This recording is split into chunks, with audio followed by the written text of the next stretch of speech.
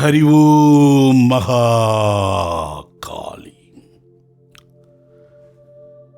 கவியரசு கண்ணதாசன் சாமானிய மக்களுக்கும் ஒரு பெரும் ஞானத்தை போதிக்கக்கூடிய பேராசானாக விளங்கியிருக்கிறார்.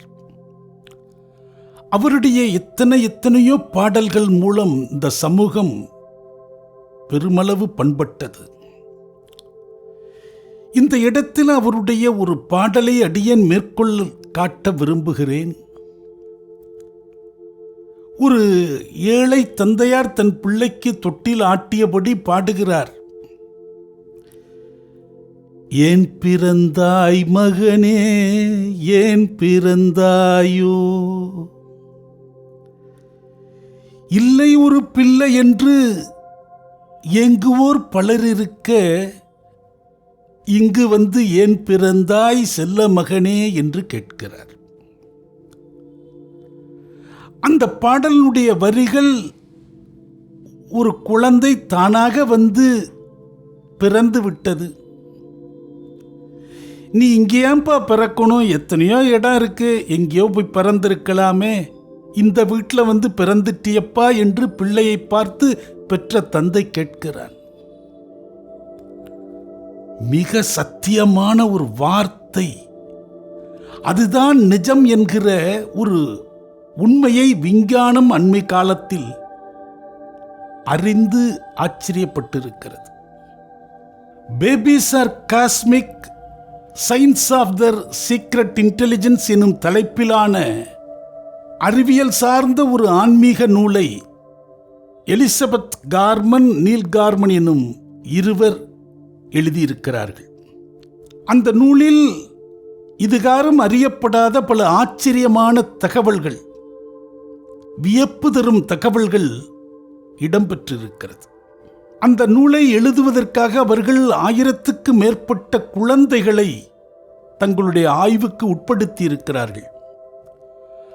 அவர்களுடைய ஆழ்மன உணர்வுகளோடு அவர்கள் சிந்தனைகளை பரிமாறி, அவர்களை தட்டி எழுப்பி, அவர்களுடைய pre birth memories, past life memories, அது சார்ந்த பயணத்தை உள்முகமாக செலுத்தி அவர்களிடமிருந்து பல அபூர்வ தகவல்களை சேகரித்திருக்கிறார்கள். அந்த தகவல்களில் ஒரு பிரதானமான விஷயம், அந்த குழந்தைகள் சொல்கின்றன, நாங்கள் இந்த பூமியில் பிறப்பு எடுப்பதற்கு முன்பாக ஒரு மாயா லோகத்தில் ஆத்ம வடிவில் நாங்கள் வசிக்கிறோம், இறையாற்றல் நிறைந்த ஒரு பிரதேசத்தில் நாங்கள் வாழ்ந்து கொண்டிருக்கிறோம். எங்களுக்கான காலங்கள் ஏற்படுகிற போது, பிறப்பு எடுக்க வேண்டிய நிலை வருகிற போது, யாருக்கு பிள்ளையாக நீங்கள் பிறக்க விரும்புகிறீர்கள் என்று நீங்கள் தேர்வு செய்து கொள்ளுங்கள் என்ற கட்டளையை எங்களுக்கு இயற்கை வழங்குகிறது. நாங்கள் அங்கிருந்து பார்க்கிறோம் யாருக்கு நாம் பிள்ளையாக பிறப்பது என்று. நாங்கள்தான் பெற்றோரை தேர்ந்தெடுக்கிறோம். ஒவ்வொரு பிறப்பிலும் எங்கள் விருப்பத்தின் பெயரிலேயே நாங்கள் எங்களுடைய பெற்றோரை தேர்ந்தெடுத்திருக்கிறோம் என்கிற ஒரு தகவலை சொல்கின்றன.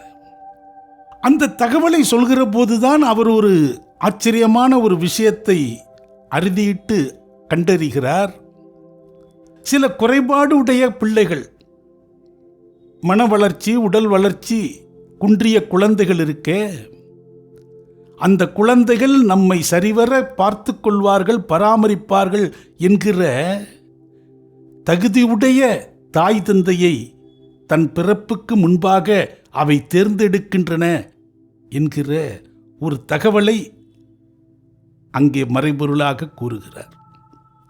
அந்த பிள்ளைகள் கூறுகின்றன, எங்களுக்கு பார்க்க முடியும், இவர்களை நாம் பெற்றோராக ஏற்கலாம், இவர் நமக்கு வேண்டாம், இவள் இன்னாரோடு சேருகிற போது நாம் அந்த இடத்தில் பிள்ளையாக பிறப்போம், அதுவரை நாம் காத்திருப்போம் என்கிற காலக்கணிதமெல்லாம் அங்கே அவைகளுக்கு இருக்கிறது என்பதை அந்த நூல் ஒரு சூட்சமத்தை தெரிவிக்கிறது.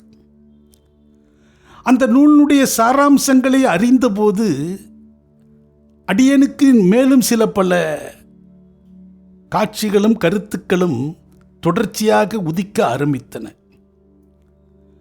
ஒரு பெற்றோரை 2 ஆத்மாக்கள் விரும்புகிறது, அல்லது ஒன்றுக்கு மேற்பட்ட ஆத்மாக்கள் விரும்புகிறது. இல்லை நான் இவங்களுக்கு நான் தான் போய் பிறக்கணும், எனக்கு இவங்கள தான் ரொம்ப பிடிச்சிருக்கு என்று ஒன்றுக்கு மேற்பட்டோர் முயற்சிக்கிற போது அந்த தள்ளுமுள்ளுவில் ஒரு சேர ஒன்றுக்கு மேற்பட்டோர் அந்த பெற்றோரை தேர்ந்தெடுக்கிற அரிய நிகழ்வும் ஏற்படுகிறது. அதுதான் இரட்டையர்களாக இங்கே பிறக்கிறார்கள்.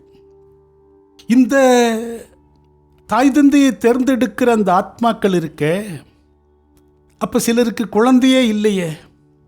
அந்த தாய் தந்தைகளுக்கான தகுதியுடைய பெற்றோர் ஒரு பக்கம் காட்டப்படுகிறது. இவர்களெல்லாம் குழந்தை பேரை சந்திக்க இருக்கிறார்கள். இந்த பெரும் வெளியில் தெரிகிறார்களே, இவர்களுக்கெல்லாம் திருமணம், குழந்தை பேறு என்று அடுத்தடுத்து அந்த இடத்துக்கு வருகிறார்கள். இவர்களில் இப்போதே நீங்கள் தேர்ந்தெடுத்துக் கொள்ளுங்கள் என்று சொல்லப்படுகிறது. அப்படியான சில ஜோடிகளில் இவர்களுக்கு அந்த சிஸ்டம், உடலில் சில பல சிஸ்டம் டிஃபெக்ட்ஸ் இருக்கு. அவங்க கல்யாணம் பண்ணியிருக்கிறாங்க, தம்பதியர் தான், கணவன் மனைவி தான். ஆனால் அவர்களுக்கு குழந்தை தங்குகிற அந்த சாதனங்களில் சில பழுதுகள் இருக்கிறது. அதனால் அங்கே போய் நீங்கள் முயற்சி பண்ணாதீங்க, அது பழுதாகிவிடும். அவர்கள் அதற்கான பிரத்யோக முயற்சிகள் செய்து தங்களுக்குள் இருக்கும் பழுதுகளை பழுது நீக்குகிற பிறகு தகுதி பட்டியலுக்கு உடையவர்களாக இந்த இடத்துக்கு வருவார்கள். அதன் பிறகு அவர்களை விரும்புவோர் அவரை தேர்ந்தெடுக்கலாம் என்பதான இலக்கணங்கள் எங்கோ ஒரு இடத்தில் நாம் அறியாத ஒரு மாயா உலகில் நடந்து கொண்டிருக்கின்றன. அந்த குழந்தைகளிடமிருந்து அந்த ஆய்வறிஞர்கள் அறிந்த ஒரு பேருண்மை, குழந்தை பிறப்பு என்பது வெறும் உயிரியல் நிகழ்வல்ல, அது ஒரு ஆன்மீக பயணத்தின் தொடர்ச்சி என்பதை அவை மூலம் அறிந்து கொண்டிருக்கிறார்கள். இந்த பூமியில் பிறந்து வளர்கிற அந்த பிள்ளைகளுக்கு ஆன்மீக உள்ளுணர்வு தூண்டப்படும் வகையில் வளர்க்கப்படுவதே அதனுடைய மறைவுக்கு பிறகான வாழ்வியல் தொடர்ச்சிக்கு, அந்த உயிரியல் தொடர்ச்சிக்கு உதவக்கூடிய பயணமாக அமையும். இல்லைன்னா பாதையை துளைத்து பலவிதமான தடுமாற்றங்களுக்கு பிறகு, நீண்டதொரு போராட்டங்களுக்கு பிறகு விட்ட இடத்தை பிடிக்க வேண்டிய நிலை ஏற்படும். அல்லது வந்த வழி மறந்தவர்களாக, வழிதவறிய ஆடுகளாக நிற்க வேண்டிய நிலை ஏற்படும் என்பதையும் அந்த பிள்ளைகள் மூலம் அறிகிறார்கள். அந்த பிறந்த பிள்ளைகளுக்கு இன்ட்யூஷன் இருக்கிறது, டெலிபதி சக்தி இருக்கிறது. அந்த பிள்ளை கரு உருவான பிறகு தாயினுடைய உணர்வுகளும் துக்கம், மகிழ்ச்சி யாவற்றோடும் அவை நேரடியாக பாதிப்பை சந்திக்கிறது. மகிழ்ச்சியான சூழலை அவை வெகுவாக விரும்புகின்றன. தாயினுடைய டிப்ரெஷன், ஸ்ட்ரெஸ் உள்ள இருக்கிற குழந்தையை வெகுவாக பாதிக்கிறது என்பதையெல்லாம் அந்த நூல் மேலும் மேலும் விவரித்து கொண்டே வருகிறது. பல விஷயங்கள் ஏற்கனவே விஞ்ஞான ரீதியாக, மனோ ரீதியான விஷயங்களாக முன்பே சமூகம் அறிந்திருந்தாலும், இந்த குழந்தை பிறப்பு என்பது அந்த ஆத்மாக்களாக அவைகள் இருக்கிற பருவத்தில், இந்த பிறப்பு எடுப்பதற்கு முன்பாக தன் பெற்றோரை அவை தேர்ந்தெடுக்கின்றன என்பது இந்த நூல் தந்த ஒரு பெரும் ஆச்சரியம். அது மட்டுமல்லாமல், முன்பொரு சமயம் அடியேன் இந்த உச்சிக்குழி ரகசியம் என்று இந்த உச்சந்தலையில் இருக்கக்கூடிய ஒரு துவார அமைப்பு பிறந்த குழந்தைக்கு மெல்ல மெல்ல மூடும். அப்படி மூடுகிற போது அதுகாரும் இருந்து வந்த அந்த பிரபஞ்ச தொடர்புகள் அடியோடு நின்றுவிடும் என்று பல ஆண்டுகளுக்கு முன்பு அடியேன் ஒரு உரை நிகழ்த்தியிருக்கிறேன். அந்த உரையை நினைவுபடுத்துவது போல,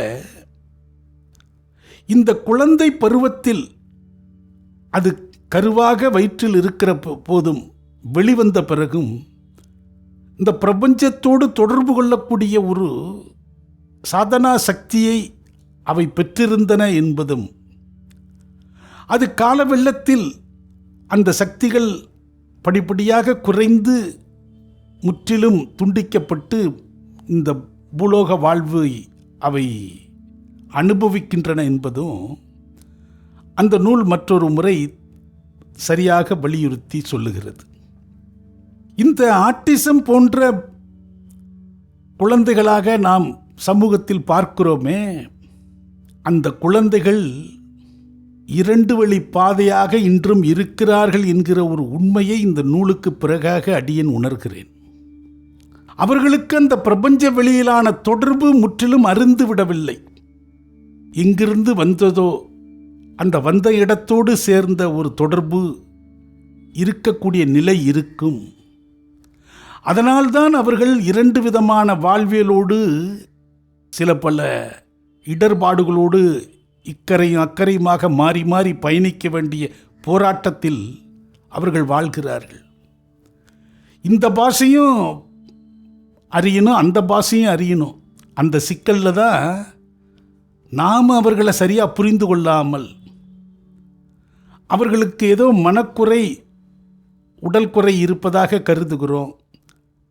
ஒரு வகையில் பார்த்தால் அவர்கள் நம்மை விட சில சூட்சம ஆற்றல்களை முழுதும் அறிந்த ஒரு பேருயிர்களாக பார்க்க வேண்டிய நிலை ஏற்பட்டிருக்கிறது.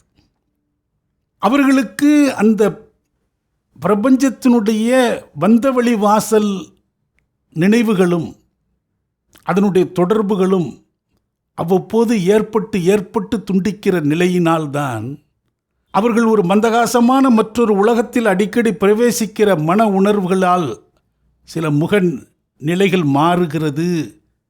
எத்தனையோ விஷயங்கள் இருக்கிறது. இந்த மானுட சமூகம் மெல்ல மெல்ல விஞ்ஞான ரீதியில் முதிர்ச்சி அடைந்து வருகிற போது இதுகாரும் இருட்டென நினைத்த பல விஷயங்கள் வெளிச்சமிட்டு பார்க்கிற போது அங்கே கதவு ஜன்னல்கள் காணப்படுகின்றன. இது போன்ற ஆய்வுகள் எங்கே வந்து நமக்கு பயனாக மாறும்?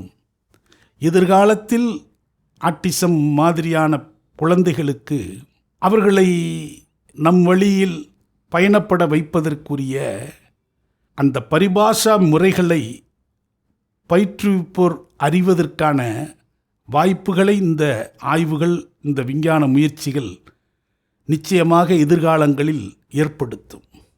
இதனுடைய நுணுக்கங்கள், இது ஏன் இந்த நிலை என்கிற ஒரு சூட்சமம் சார்ந்து, ஆன்மீகமும் அறிவியலும் சார்ந்த ஒரு ஆய்வுகளின் மூலம்தான் இது போன்ற விஷயங்களுக்கான விடையையும் வழியையும் நாம் அறிந்து கொள்ள முடியும். அற்புதமான இந்த ஆய்வுகள் மேலை நாடுகளில் நெடுங்காலமாக நடந்து கொண்டிருக்கிறது. இத்தகைய ஒரு ஆய்வை முன்பே தன்னுடைய பாடல் வரிகள் மூலம் சாதாரணமாக சொல்லி சென்றிருக்கிறார் கவியரசர். ஹரி ஓம் மகாகால்.